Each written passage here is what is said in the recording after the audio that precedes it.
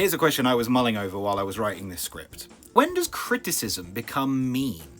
Like, yeah, it's really funny when the AVGN called TMNT and SLOF. What a shitload of fuck. But when you consider how difficult the game design process was back then, and that there could very well be someone who takes immense personal pride in the job they did under the circumstances they were in, is it still funny to laugh at the game being a shitload of fuck? Don't worry, there's no right or wrong answer here. This is just a thought experiment. I have no idea how hard people worked on that game. I haven't even played it. Please don't argue about this in the comments. I have so much more to say. To bring it to movies for a second, every movie is someone's favourite movie. Who's to say one man's shitload of fuck isn't another man's movie of the year? I bring this up because, hard as this may be for some of you to believe, I worry sometimes I'm too hard on movies. When you make a criticism of a piece of art, it's sometimes difficult to separate art from the artist. Comments about the art can feel a bit pointed, if you see what I mean by this terrible little illustration I doodled. I don't think you can bully anybody through honest criticism of their art, even if it's hyperbolically rude and unpleasant for comedic effect. Spoiler alert, that's what you're in for the rest of this video. But when does criticism become mean? I don't know. The Lilo and Stitch live-action remake is one of the worst fucking movies I have ever seen.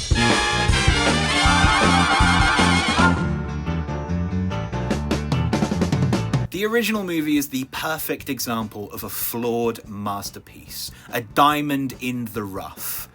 Like Aladdin, but also kind of not. It's a movie that brims with creative passion, a really moving and incredibly unique family message, and one of the best kid depictions ever. Like, she lashes out, she feeds sandwiches to fish, she does voodoo, or just expresses a petulant show of frustration in a realistic depiction of a young child struggling to communicate personal problems beyond their vocabulary. Oh my god, the original is so good. But she's a good kid, with a big heart, trying to be good despite her childish expressions of weirdness. She's so antithetical to the model citizen she's told she has to be, but her determination to be good is unwavering, regardless of how strange she is in getting to that point. Besides, she's allowed to be weird, okay? She's a kid. Cut her some slack, let her have her doll with the eggs in her brain or whatever. I just want Lilo to be happy. There's stuff in this movie that I don't like. I wish the pacing were a little bit slower, if you could believe me saying that, so as to be more poignant. I think some aspects aren't explored as much or as in-depth as they could be for the sake of making it more accessible for a wider audience, and that's fine, I get it. It's gotta make money at the end of the day. But for everything this movie does right, or even just attempts to do at all, it'll forever hold an important and special place in my heart. There's just so much quality, emotion, passion. The bad stuff really just isn't worth worrying about. You shouldn't judge a movie for what it could be, or for what you want it to be, just for what it is. And for me, what this movie is something really special. But then the Walt Disney Company needed to justify all the Stitch merch that ended up in Card Factory, and decided they needed a modern version of a timeless classic. And we all know what they think that means. Disney live-action remakes have typically been mediocre at best. I don't have hugely strong feelings for any of the movies that they've remade so far. It wasn't really like my generation of Disney movies. The one I cared the most about was probably Aladdin, and yeah, that movie sucked, but... Here's the very first trailer for Aladdin.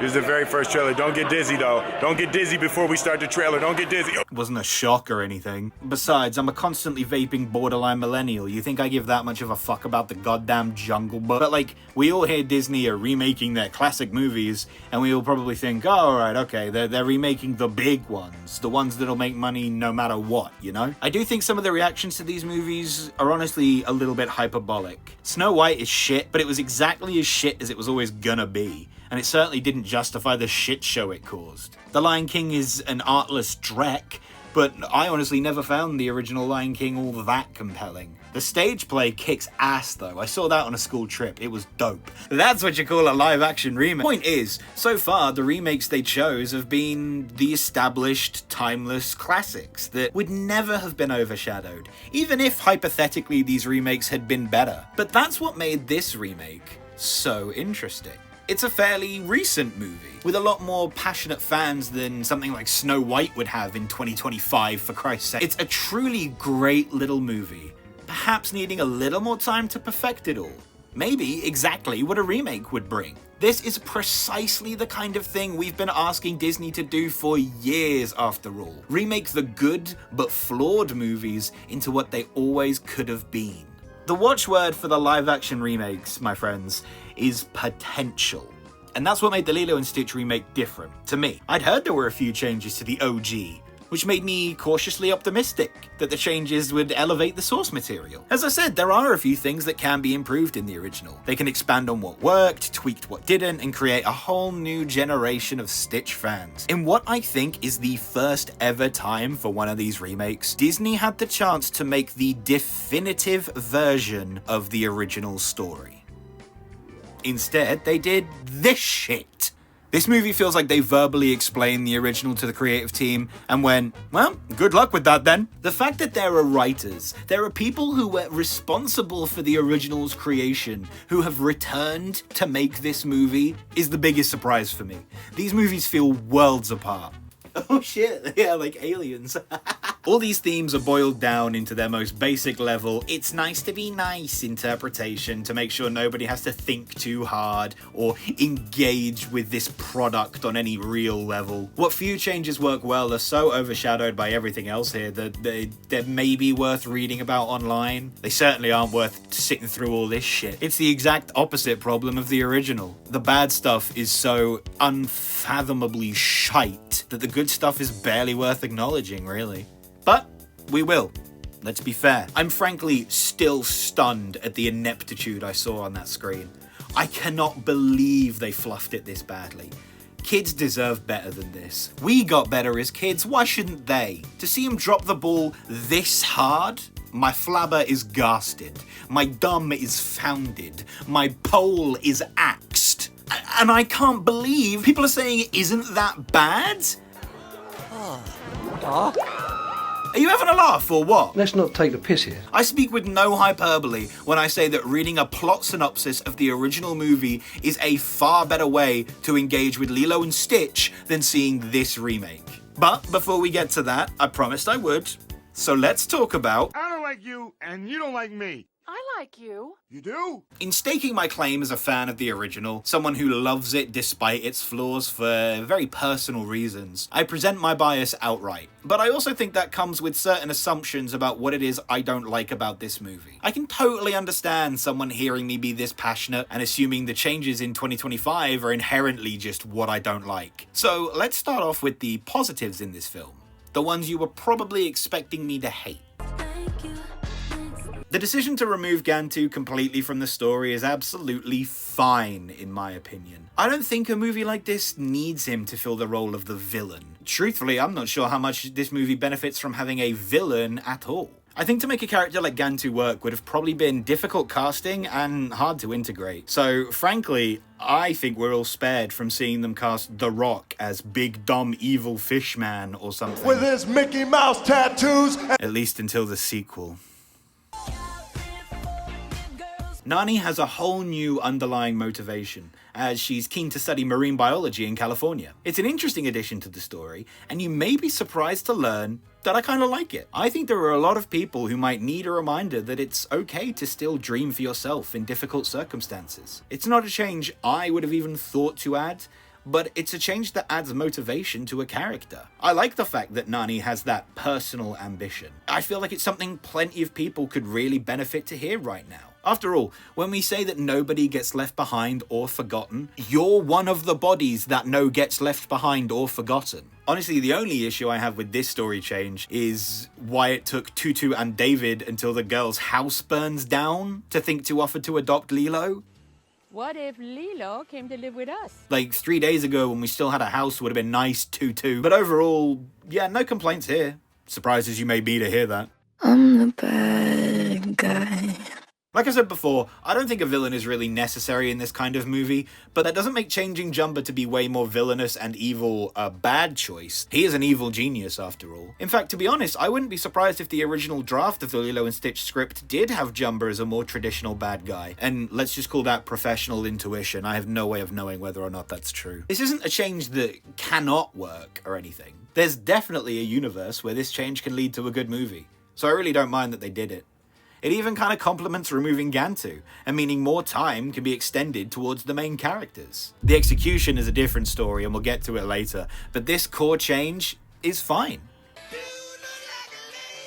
I literally do not care, mate. Couldn't give a fuck. If he were in a dress, this movie would still be shit. I don't care. I couldn't think of a song for this title. Poo poo, wee wee, ha ha ha. Yeah, I like them. The two seem to have real chemistry together, and it's clear in that world-renowned hammock scene, which, thankfully, is not too butchered in this remake. Apparently part of the casting process for Lilo was to find someone who didn't have much acting experience for a more authentic performance, because, well, you're better at acting like a little girl if you're not acting, I guess. In either case, it paid off for me.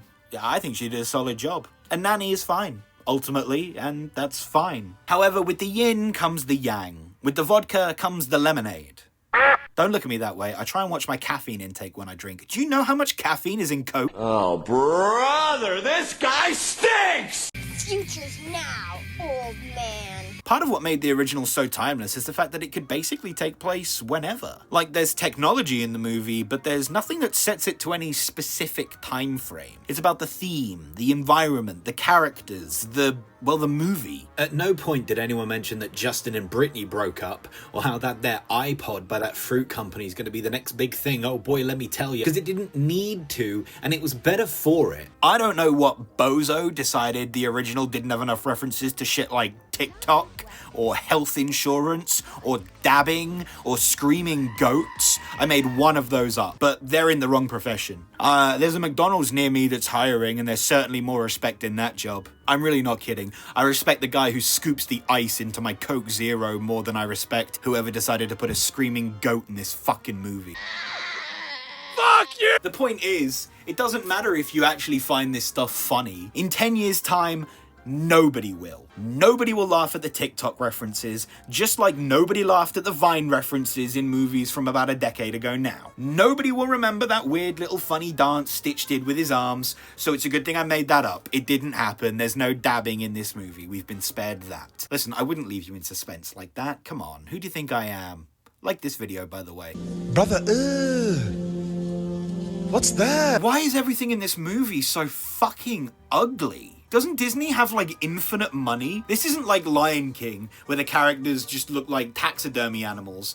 This is actually legitimately hideous. Stitch looks fine, because he's the most marketable character, so they actually had to put the effort in. But Pleakley is... I mean, look at this. I feel so awkward every time I see him. He looks like the creepy uncle of the little green men in Toy Story. And Jumba... holy shit. This is... foul. This character design triggers my gag reflex. There's a reason these characters have not appeared much in the trailers. I mean, holy shit. That's not even mentioning his character, by the way.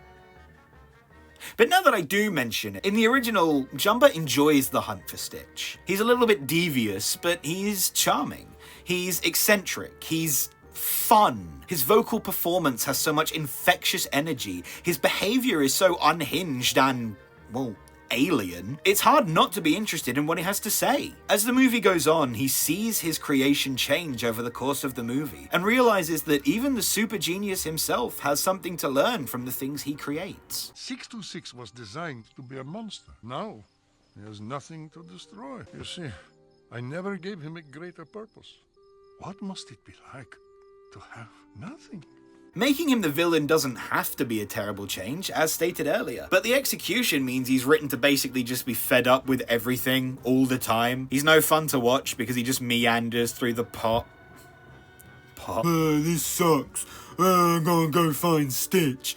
And Zacky Wacky makes it very clear that that's what he's going for with this character, by the way. He's here for the Disney paycheck, no question. Even before it all came out that he was putting no effort in, I could have told you that from watching him. And people are really saying that these are basically the same movie? Yeah, okay, and this corpse is basically the same as your body, but one of them has a fucking heart. Don't just accept this dog shit because it's wrapped in a bow you recognize. I genuinely cannot put into words how much I detest Jumba in this movie. In all his scenes, in all his appearances, in basically every core aspect of his character's execution, it's awful. The Razzie contender for the year as far as I'm concerned. Some of you lot really think this movie's fine, as good as the original, better than the original. Some of you need to aim a little bit higher in life. I'm sorry to be the one to tell you this, but you deserve some fucking standards for yourself. What about the other one with the legs? As I alluded to earlier, our leading ladies do a pretty solid job overall, and as I just got done saying, Zach Galifianakis does not. With the shells of the characters that they're portraying, I could definitely see these two specifically in a good live-action remake of this movie, but Pleakley, he's the exact opposite end of the spectrum as Jumba for me. I really respect Billy Magnuson for actually caring enough to try, but I think he thinks this is a movie for really young kids, so he's hamming up his facial expressions and playing up all the screaming. It's noble, but it feels very forced, especially next to Zach Galifianakis. Also, why does he do that thing with his voice? It's connected to his tracking collar. I'm researching an Earth species that's half cow and half boy. It's like he's mocking me. Is he trying to do a Stitch voice of his own? I fucking hate it. As a former stage and screen actor myself, don't worry, I'm in recovery for it, Billy Magnuson is very clearly a stage performer first. That's not a dig. One's not worse than the other. They're just different things. It's like comparing karate and kung fu. Laymen might see them as being the same thing, but those who know both know the differences. This is a difference that's really difficult to actually articulate, which is a shame because that's what I've decided to do here. But if you know, you know. In the same way that when screen actors try to voice act, some of them really struggle with the transition, so too do some stage actors struggle with movie acting. Acting with a screen partner is a lot like tennis. You're only as good as your opponent lets you be. When both of you are on fire, killing it, it feels fucking great, and it's a real spectacle to behold. If one player's going at it like he's playing for Wimbledon, and the other lethargically hits the ball back in the most obligatory way possible, it's not fun for either of them. And probably most crucially for this slightly tortured analogy, it's not fun to watch. What's happening for him? The editing's garbage. There are so many quick cuts, the pacing is all over the place, there's nothing that made me laugh in its presentation. Honestly, I stopped smiling a couple of minutes into the movie and never started again. They seem aware that the original is so beloved, so they just invoke the original when they need to get their points across. If you had no knowledge of some of the story beats in this movie, I doubt you'd actually understand what's supposed to be happening.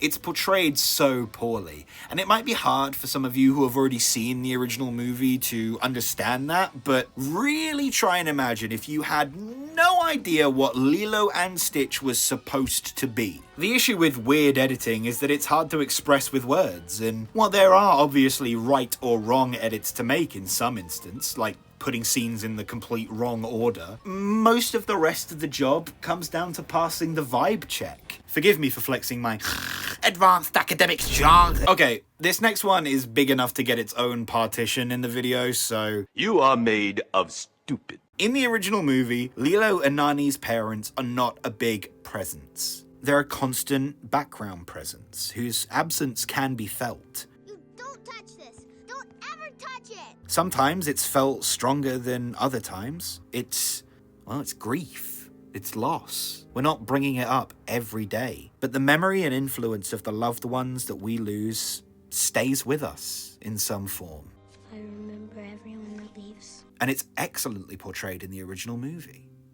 Here, remember guys, they have no parents. Isn't it sad that they have no parents? Oh, that's when mom and dad slept when they were alive, but they're not alive anymore. They're dead. Hey audience, are we still on the same page here? Their parents are dead. This problem is peppered throughout the movie, and every time it comes up, it never fails to ruin my mood. I saw this movie with a dear friend of mine called Molly, and her first words out of the screening were, "You sighed a lot during this movie. This movie thinks you're stupid and will patronize you a lot. Whether a character just flat out tells you what they're feeling instead of showing you how they feel and letting you interpret it and, you know, establishing a character, restating obvious points, or ha-ha, tee-hee, giggle-wiggle, funny moments for the half-conscious masses to point and laugh at. Sometimes when I run too fast, I fart.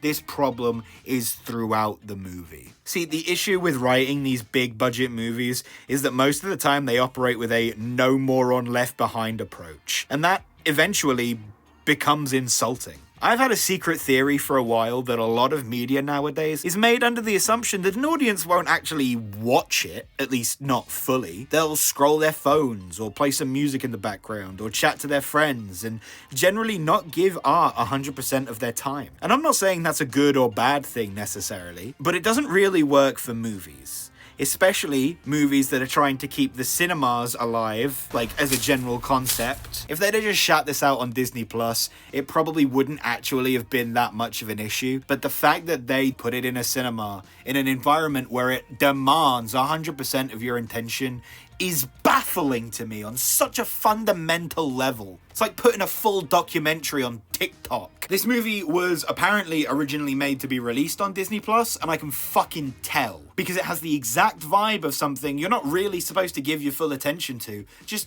have it open in a browser window along with your social medias and your Snapgrams and your Insta chats and whatnot. Can you tell how fucking old I am? I'm 28. I feel so fucking old! It's not made to tell a story, or to teach you life lessons, or even because they wanted to make the film. Hell, some of the fucking actors didn't want to make the film. The original movie demanded your time, and it rewarded you for it by not dumbing itself down to you. It told a complete story exactly as was needed. This shit, there's no respect for the source material, and definitely no respect for the audience when they treat you like you're this fucking stupid. Oh, you know what? Fuck it. Let's actually, I got myself worked up now. Let's talk about Lilo.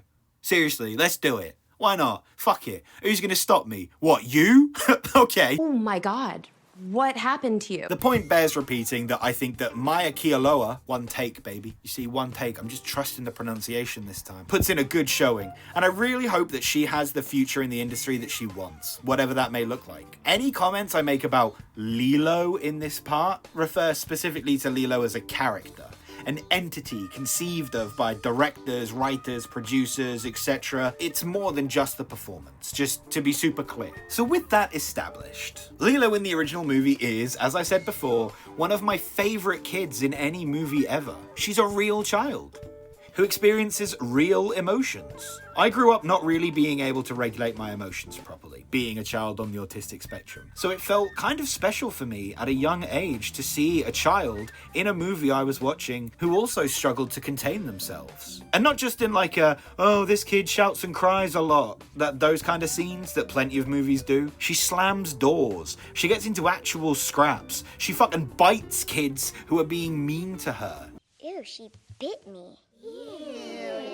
It's not pretty, it's not cute, but it is real. There are kids who are just like Lilo, and I can only imagine the relief that some kids might find if, like me, they got to see a character like this growing up. She's still a good person, but being a child with a lot of emotions, she only knows how to be a model citizen her way. She sees the world through Elvis, which is exactly the kind of specific fixation kids Lilo's age actually have. Some kids her age are hyper obsessed with Taylor Swift, but her? Elvis. Why? Why not? What, just because it's a bit weird? Well, I think you have a lot to learn from this original movie. There's just nothing about her character's depiction I don't like. In the remake, Lilo's rewritten to be like almost every other kid in Hollywood movies these days. Oh, perfect. She starts off doing weird and wacky things like sneak into a hot tub with an old man and free some guy's chickens. Oh, that wacky Lilo. She doesn't choose to be late. like she does in the original film. She faffs around for a while and realizes after the fact that she's late because she had to make time to be hash brown quirky. Cobra Kai never dies. Then she gets to the dance and the other girls go out of their way to bully her in the most pathetic way possible. Garbage girl puts garbage on her arm. That was written by a writer whose pay is likely higher than your and my net worth combined. She notices Nanny didn't make it on time and gets sad, despite the fact that she didn't make it on time either, but you know. And then, just to be crystal clear that Lilo has a bunch of rational reasons to lash out, because children are notoriously really rational, one of the girls bumps her on stage and embarrasses her in front of everybody. All this scene does is preemptively justify her lash out. It removes her agency as a character. Watching this scene, it feels like the world has predestined her to react aggressively. It's not going to be an overreaction now, it's just what the script says she should do based on all the reasons we gave her to. And in the same way they sanitize her agency as a character, they also sanitize her expression as a character. Her big emotional lashing out moment, she pushes the girl who's bullied her the most. That's it. Lilo can't just lose control of her emotions like a child would. She has to be almost explicitly bullied into acting out, and then doing so in the most Disney-branded way possible. Every time I show people the original movie, they always react to Lilo's punching on the first viewing. The reactions tend to be different depending on who I'm showing, but all of them react. In this movie, Lilo pushes this bitch, silence. Silence in the whole cinema. This is a character arc presented like a checklist. This is what feels like's missing from all these character sanitation choices, actually. Artistry, passion, creative expression, call it what you want. The heart is missing. It's like the original movie in Mickey Mouse shrink wrap. It's corporate approved chaos, TM, for the whole family to enjoy, especially with their disposable income. But believe it or not, there's one supporting character who gets it worst of all. And it's probably not the one you're expecting me to say. Time to go, Councilwoman. The Grand Councilwoman is one of the most important supporting characters, and I think it kind of gets overlooked in the wider discussion about the original movie. She's the first character we hear speak in the 2002 classic, and I don't think that was unintentional. She starts the film as judge and jury. That's a terrible sentence. Why have I written this? Judge and jury of Jumba for creating Stitch in the first place. She only knows Stitch as an all-powerful monster, hell-bent on being some kind of biological weapon. Yet immediately, It must be destroyed! Calm yourself, Captain Gantu. Perhaps it can be reasoned with. she looks for some good within Stitch. The first person since Stitch came into existence to try and find some good in him. Show us that there is something inside you that is good. It doesn't go well. As a result of what she sees, she makes the decision she thinks is best for the galaxies, and orders Stitch to be exiled. She's not celebrating it like Gantu is, but she's seen enough from Stitch, and knows enough about the basis of his creation, to conclude that there's no redemption to be found. All according to procedure. Bad thing is bad, gets exiled, checks out. Obviously, Stitch escapes and lands on Earth. After knowing the danger Stitch can cause, she initially calls to gas the entire fucking planet. We have to gas the planet. Like using a sledgehammer to crack a nut with 4 legs. And it's only because of Pleakley and the Protective Order on Earth that she reconsiders and sends Stitch's creator... I hate the way I write scripts. And sends Stitch's creator in with the Earth expert to capture Stitch humanely. Then a movie occurs. Once that all gets basically sorted out, the Grand Councilwoman arrives again to enforce the rules herself. Even she's not above the occasional drastic measure like making direct ground trips. She's ready to go off on these fools for making such a bad job of their mission, until she learns what made the mission so hard. If it wasn't for your experiment, this... Stitch. What? My name Stitch. Stitch, then. If it wasn't for Stitch... Look at this pause. What does it tell you? I know she's not saying anything, but I'm going to teach you how to read movies here, which sounds like a weird thing to say, but go with me on this. Wait, it seems to say. Stitch? It has an identity. It's not an experiment anymore. It's Stitch. She cannot believe she is actually having a conversation with this thing. Remember that she doesn't know what actually happened in the movie like we do. So to her, this super powerful mega death weapon that they were ready to just fucking destroy is Stitch. In this exact moment, the core themes of the film are presented. Nobody is beyond redemption. Those who are bad don't have to be bad forever. We all have things we can learn. And our circumstances, the reason we are where we are right now, the things we were supposed to be, well, they don't have to define us. She actually sees the good in Stitch, which is the first thing she tried to do from the minute she laid eyes on the little fucker. She sees his growth from the time spent on Earth. She watches Stitch say goodbye, realizes he's clearly not the being of destruction that he used to be, and starts to reconsider her options. She's regretful that she has to take Stitch away from this new family he found, but she's still following the rules. But for the first time, she's starting to wonder if she doesn't need to follow the rules. As if a small act of rebellion every now and then could be the kindest thing. Lilo proves that she technically owns Stitch. Instead of reacting like, bah, insolent child, or whatever we might expect her to act from the start of the movie, she gives a wry smile. These simple creatures have almost outsmarted her,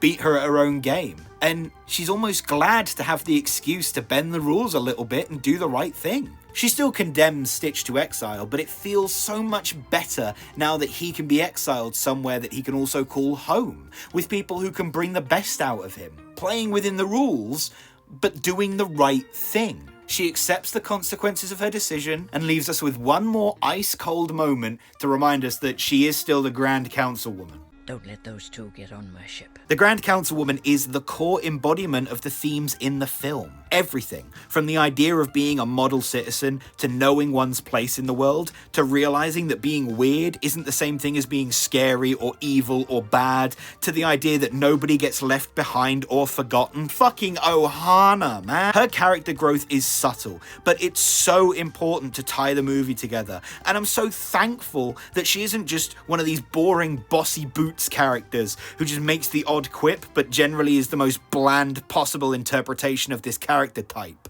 Meanwhile, in fucking nonsense land, Hannah Waddingham is replicating the original Councilwoman's voice really well, but she's also given nowhere near the same character development, as her character is now just written as a pure bureaucrat. There are a few characters who should literally never say the word crikey, and I didn't realize the Grand Councilwoman was one of them until she actually said it. Crikey. That's not the only thing she says. Now she says ha-ha, tee-hee, funny things like, What an adorable little psychopath. for comedy yucks. It's not even really a character anymore. She just shows up when they want to pretend this is an animated movie again. But what's worse than that is what gets removed at the end of the movie. In this remake, she sees Stitch hug some humans and begrudgingly lets him stay, almost as if she can't be fussed with the hassle of taking him back. There's no moment of quiet reflection in her stance. What? She just lets Stitch say the lines from the original movie. Literally, right down to using the exact same fucking voice lines. This movie is so goddamn lazy. This is my family. This is my family. I found it all on my own. I found it all on my own. It's little and broken. It's little and broken. But still good. Yeah. So good. And then goes, fine then. I actually put my head in my hands when I saw this scene play out for the first time. It was a fucking joke then, and it still is. She has no newfound respect for the Earthlings that she thinks are just simple creatures. To her, they still are. I get the vibe from this Grand Councilwoman that the only reason she's avoiding gassing Earth is because the paperwork would be a pain in the ass. That's basically the deal she makes with Cobra. Oh yeah, that's Cobra, by the way. This video is long enough, but this change sucks too. Figure it out. Then, just to be super clear, they're not going to do this properly. They literally have her flat out say, You have all shown me that there is good in this creature. Like, no shit, dude. The original didn't have to just flat out fucking say it. It's another example of them thinking we're stupid. And it's in one of the most important scenes in the movie. Why not put a fucking sign up that says, Stitch is good now, everyone clap? She tells Pleakley he can stay because he loves Earth so much and she thinks she's annoying and doesn't bother giving Ohana any acknowledgement. And she just fucks off in her ship and fucks off out the movie. This is the biggest insult in this movie to me. It's embarrassing that they didn't even try. My voice sounds so fucking rough. I've been shouting at my iPad for over an hour. We're nearly done. I promise. I think my one-word review for this movie is wasteful. A waste of the opportunity to make incredible art with the blueprint already there. A waste of the resources that $100 million could have used to capture the magic of the original and maybe even surpass it. A waste of literally everyone's time. Oh, but whatever, it made like $1 billion. Oh, great, okay, well, we'll get a sequel. Maybe even a Disney spin-off for Disney+. The market gets the art it wants, and the art it deserves, but not always in equal measure. In looking at some of the behind-the-scenes documentary footage for the original, Chris Sanders addresses a key change needed in the animation. So what we're looking at is there's a tiny movement on her eyes at the beginning of the scene that we noticed. We're going to have to go back and repair. On a big screen it'll be much more obvious, right? There. Her eyes kind of wiggle just a little bit in place. This is how closely we study these. And that's what they found. And right there. So we'll see the bottom eye, watch it sort of dip right there. So you can see how it's going out of alignment. Pretty small. I mean, you got to confess, this is pretty small for a scene of this magnitude. An otherwise perfect scene. So this is Carol's most recent stuff. This is it's so much better. The fish. I can't believe they were putting this much attention to detail into this scene. The average moviegoer, if we're being really honest with each other, wasn't likely to notice this. And even if they did, they wouldn't care much about this tiny little animation error in Lilo's eyes. But it mattered to the people making the movie. I would wager that more attention to detail went into this one single shot from the original than any scene in the remake. With the decision to remake Lilo and Stitch came a bigger budget, more studio executives dictating its direction, and the requirement to appeal to as many focus-tested audience goers as possible, with none of the creativity or personality that comes from having to adapt from restrictions. The resources the original had, open quotes, limited them to this unique look with these gorgeous watercolor backgrounds that still look stunning today and clean up really nicely, while the resources here went into making these things look as real as is possible with this awful washed out color palette. It all just looks so grey and lifeless. It's such a drag, man. Hawaii has never looked less beautiful. The resources the original had, open quotes, limited them to hand-drawn animation, which gives each character such an inherently recognizable design, unique and compelling, with interesting movement for each character. While the resources here went into making these designs look as real as is possible with modern-day CGI, regardless of whether that looks good. It doesn't. The resources of the original had, open quotes, limited them to a shorter runtime, meaning there's no scene in the movie that feels meandering or that it wastes your time. Much the opposite. I think some of these scenes should be a little longer. While the resources here went into audience retention, and audiences like long movies now, so let's add pointless, stupid scenes where Stitch randomly crashes some bullshit couple we never meet again's wedding so we can hear Uptown Funk You Up. If you take anything from this little rant, I hope it's that the original movie is still, over 2 decades later, worth your time. You might not like it, just like every other movie I talk about on this channel, but it's worth experiencing to find out. It's an emotional masterclass, a passionate powerhouse of storytelling. It's a movie so close to my heart, I can't help but feel real creative sadness for those who made it, having to see their legacy treated like this. And I feel even worse that this has been the box office slam that the original deserved to be. We deserve better than this, but we're not going to get it if a mainstream audience doesn't want more from their movies. I joked you all need to aim higher in my lovingly pessimistic way, but there is some truth to that. Don't be content with them serving you shit just because it has the same name or same general presentation as something you already know you like. Because the only lesson the big money Hollywood elites will take from it is, well, I guess they want more shit. I wager that nobody will fall in love with this movie as passionately as people fell in love with the original. And I wager nobody will want to revisit this movie 2 decades from now like they will the original. People love Stitch as a character. I'm sure he will live forever, and the merchandise makes that clear. But 2 decades from now, this remake will take its place in the dustbin of history. The Snow White remake was better. I'm serious. It might not be the worst movie of the year, objectively speaking, but it's definitely my least favourite. And if I weren't so heartbroken, I'd be furious. But I'm just sad. Hey, you made it to the end of the video. Why not listen to me be positive about movies in my series about that one scene in certain movies? It'll all be linked in the end card right now. No, wait. Now.